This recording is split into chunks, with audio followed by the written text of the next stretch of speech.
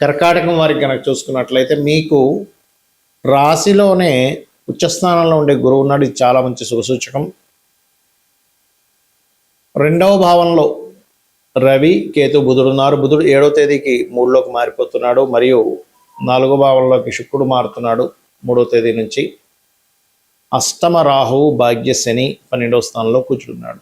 మరి ఈ యొక్క గ్రహస్థితిని అనుసరించి ఈ యొక్క పక్షంలో శుక్రుడు బుధుడు మారుతున్నాడు కాబట్టి దీనివల్ల కలిగే ఫలితాలు ఏమిటి, ఏ దేవత ఆరాధన చేయాలి, ఎటువంటి విషయాల పట్ల మీరు జాగ్రత్త వహించాలి అనేటువంటి అంశాలు చెప్తుంది నేనైనప్పటికీ చెప్పిస్తుంది సాక్షాత్ లలితా అమ్మవారికి భావిస్తూ ఆ లలితాంబిక అమ్మవారి యొక్క అనుగ్రహం మీకు పరిపూర్ణంగా కలగాలని మనస్ఫూర్తిగా కోరుకుంటూ ఇక్కడ ఈ పక్షంలో మీ గోచారం ఏ ఏ విషయాలను అనుకూలిస్తుంది. ముఖ్యంగా రాశిలో ఎప్పుడైతే గురువు ఉన్నాడో అప్పు లభించడానికి, కొంచెం క్షేత్రాలకి వెళ్ళడము, పెద్ద మొత్తంలో ధనం అప్పుగా బ్యాంక్స్ నుంచి పొందడానికి అనుకూలిస్తుంది.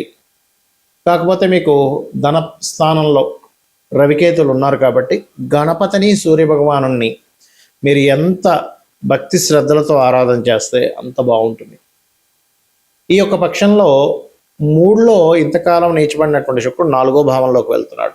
దీనివలన ఏంటంటే ఎప్పటి నుంచో పలానా వాహనం కొనుక్కోవాలి, పలానా డ్రెస్ కొనుక్కోవాలి, పలానా ఆభరణం కొనుక్కోవాలి, లేకపోతే పలానా గృహం కొనుక్కోవాలి, గృహ సంబంధించినవి ఇంకో ఫ్లోర్ వేయాలని ఆలోచించేటువంటి వారికి 3వ తేదీ నుంచి చాలా అనుకూలంగా ఉంది. ప్రాపర్టీ రిలేటెడ్ ఏదైనా చర స్థిరాస్తులు పొందడానికి.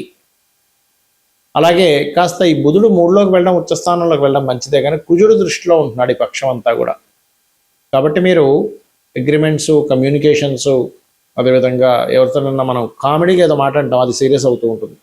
ఇటువంటి విషయాల్లో చాలా చాలా చాలా జాగ్రత్తగా ఉండాలి. ముఖ్యంగా బంధువర్గంలో అన్నదమ్ముల వరుస లేకపోతే బావమరిది వరుస వారితో కమ్యూనికేట్ చేసేటప్పుడు చాలా చాలా జాగ్రత్తగా చేయండి. అలాగే ఇక్కడ కొన్ని రీసెర్చెస్ అయితే కలిసి వస్తాయి. ఉద్యోగంలో ఖచ్చితమైనటువంటి మార్పులు అయితే చూపిస్తున్నాయి, అందులో ఎటువంటి సందేహం లేదు. కాకపోతే ఉద్యోగం కోసం చేసే ప్రయత్నాలలో మీకు 1-2 తేదీలు చాలా అనుకూలంగా ఉంది. సంతానం కోసం చేసే ప్రయత్నం 3-4 తేదీలు చాలా అనుకూలంగా ఉంది. వద్దన్నా సరే ఇన్వెస్ట్మెంట్ చేయాల్సిన పరిస్థితి 5-6 తేదీలు ఉంటుంది. 7-8-9 తేదీలు కొన్ని ప్రయాణాల వల్ల మీకు లాభిస్తుంది. 10-11 తేదీలు ఎట్టి పరిస్థితుల్లో ధనం ఎవరికి ఇవ్వకండి. 14-15 తేదీలు మరింత బాగుంది మీరు ఏదైనా ప్రాపర్టీస్ తీసుకోవడానికి. ఇక మీరు నిత్యము చేయవలసింది సుబ్రహ్మణ్యేశ్వర స్వామి యొక్క ఆరాధన చేయండి, అన్ని విధాలా మీకు బాగుంటుంది. చాలామందికి వాళ్ళ లైఫ్లో సాఫీగా సాగుతున్నటువంటి జీవితం ఎందుకు సడన్గా డౌన్ఫాల్ అవుతుంది అనేటువంటిది అర్థం కాదు. ఏమిటి అంతా బాగానే ఉంది కదా, సడన్గా బిజినెస్ డౌన్ అయింది ఏంటి, లేకపోతే సడన్గా యాక్సిడెంట్ అయింది ఏంటి, సడన్గా అనారోగ్యం అయింది ఏంటి అనేటువంటిది. దీనికి గల కారణాలు ఏమిటి? ముందుగానే మనకి బాడీ ఎలా అయితే చూడండి, మనకు బాడీలో ఏదైనా ఒక తేడా వచ్చినప్పుడు ముందుగా కొన్ని సిమ్టమ్స్ ఇస్తూ ఉంటుంది. అలాగే మన జాతక చక్రంలో ఉండే మన కర్మ కూడా ముందుగానే ఒక సిమ్టమ్ అంటే ఒక ఇండికేషన్ అనేది చేస్తూ ఉంటుంది. ఆ రకంగా అసలు అదేమిటి, ఎలా చూసుకోవాలి అనేటువంటి చూసుకున్నట్లయితే ప్రధానంగా ఇక్కడ ఎప్పుడైనా గుర్తుపెట్టుకోండి, మీ పర్సనల్ చార్ట్లో మహాదశ అంటారు. మీరు పుట్టినటువంటి సమయం నుంచి చూసుకుంటే, అంటే మీరు ఉదాహరణకి మీరు ఏ దశలోనో కేతు దశలోనో పుట్టారు, అశ్విని నక్షత్రంలో పుట్టారనుకోండి, భరణి, కృత్తిక, రోహిణి ఇలా వరుసగా నక్షత్రాలు ఉంటాయి. అశ్విని నక్షత్రంలో పుట్టిన వ్యక్తికి ఆయన పుట్టిన పాదాన్ని బట్టి దాని తర్వాత శుక్రదశ వస్తుంది, దాని తర్వాత రవిదశ వస్తుంది, దాని తర్వాత చంద్రదశ వస్తుంది. ఇదే ప్యాటర్న్ ప్రతి ఒక్క జాతకానికి ఫాలో అవుతూ ఉంటాం అన్నమాట. ఇదే ప్యాటర్న్ ఉంటుంది. చంద్ర, కుజ, రాహువు, గురువు, శని, బుధుడు, ఈ రకంగా. అయితే మీ లగ్నం నుంచి మీకు మారే దశ గనక అద్భుతమైన దశ అయితే అక్కడ నుంచి లైఫ్ అనేది ఒక మంచి టర్న్ తీసుకుంటుంది చాలా విషయాలు. అంటే ఆ ప్లానెట్ ఎటువంటి రిజల్ట్ ఇస్తుందో ఆ రకమైనటువంటి టర్న్ ఖచ్చితంగా తీసుకుంటుంది, అందులో ఎటువంటి సందేహం లేదు. రెండవది ఏమిటి అంటే మీకు మహాదశతో పాటు అంతర్దశలు మారుతుంటాయి, అప్పుడు కొంత ఎఫెక్ట్ ఉంటుంది. మరి ఎలాగండి తెలుసుకోవడము? మీరు కనుక ఆన్లైన్లో చాలా ఫ్రీగా కూడా దొరుకుతాయి మీకు చార్ట్, ఏ మహాదశ నడుస్తుంది. యాప్స్ కూడా చాలా ఫ్రీ యాప్స్ ఉన్నాయి, ఆస్ట్రాలజీ అండ్ హోరోస్కోప్ అని, ఇలా రకరకాల యాప్స్ ఉంటాయి. ఆ యాప్ తీసుకొని మీరు కనుక అందులో చూసుకున్నట్లయితే మీకు ఏ మహాదశ ఎప్పుడు మారుతుంది అనేది తెలుస్తుంది. అయితే ఆ దశ మారే సమయాన్ని బట్టి మీరు అసలు ఆ మహాదశ అనుకూలిస్తుందా లేదా తెలుసుకుంటే కనుక అప్పుడు మీరు అనుకూలించట్లేదు, ప్రతికూలిస్తుంది అంటే ఎటువంటి విషయాల్లో ప్రతికూలిస్తుంది. ఉదాహరణకు శుక్ర మహాదశ వచ్చింది. చాలామంది ఏమనుకుంటారు శుక్ర మహాదశ అబ్బో అనుకుంటాం జనరల్గా.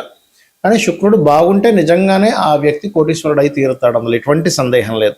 లగ్జరీ ఉంటుంది, కార్లు వస్తాయి, వివాహం సమయం సెట్ అవుతుంది, అయిపోతుంది, బాగా ధనం వస్తుంది, మంచి గృహం కొనుక్కుంటాడు. కానీ అదే శుక్రుడు పాడైతే అన్నీ రివర్స్ అవుతూ ఉంటాయి. ఉన్నిళ్ళేమో అమ్మేయాల్సిన పరిస్థితి వస్తూ ఉంటుంది, ధనానికి ఇబ్బంది అవుతూ ఉంటుంది, స్త్రీలతో అనవసరం గొడవలు అవుతుంటాయి, ఇలా రకరకాలుగా అవుతూ ఉంటుంది. ఎక్కువ సుఖపడడం వల్ల అనారోగ్య సమస్యలు కూడా వస్తాయి శుక్రదశల్లో పాడైతే కనుక. నేనైతే పాడైతే బాగుంటే కాదు. ఇప్పుడు ఏం చేయాలి? సరే ఏ దశ మారింది, ఆ దశకి సంబంధించింది ఏంటి రెమెడీ చేసుకోవాలి. అప్పుడు మీకు ఇబ్బంది ఉండదు, డౌన్ఫాల్ అనేది పడదు. బాగుంటే ఇంకే రెమెడీ అక్కర్లేదు, చక్కగా నిత్య దేవతారాధన ఇంట్లో చేసుకుంటే సరిపోతుంది. అదేవిధంగా అంతర్దశలు మారినప్పుడు ఇల్లు మారేటప్పుడు కూడా చూసుకోవాలి ఈ విషయాన్ని. ఎందుకంటే ఇల్లు మనకి ఎలాగైతే జన్మజాతకంలో నవగ్రహాలు 12 రాసులు, 12 రాసుల్లో ఉండే 27 నక్షత్రాలు, లగ్నం నుంచి ఫలానా భావం యాక్టివ్ అయింది, డియాక్టివ్ అయింది, మహాదశ అంతర్దశలు ఎలా ఉన్నాయో గృహం కూడా అలాగే అంతే ఇదిగా మీకు ఫలితం చూపిస్తూ ఉంటుంది.